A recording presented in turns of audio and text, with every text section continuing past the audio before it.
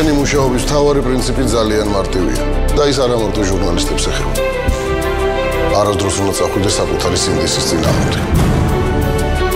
ჩვენ პირველ რიგში მოქალაქეების ერთგული ვართ. ჩვენ გაწვდით ზუსტი და სანდო ფაქტებს გასაგები კონტექსტით. ჩვენ მოქმედებთ როგორც ხელისუფლების დამოუკიდებელი მაკონტროლებელი.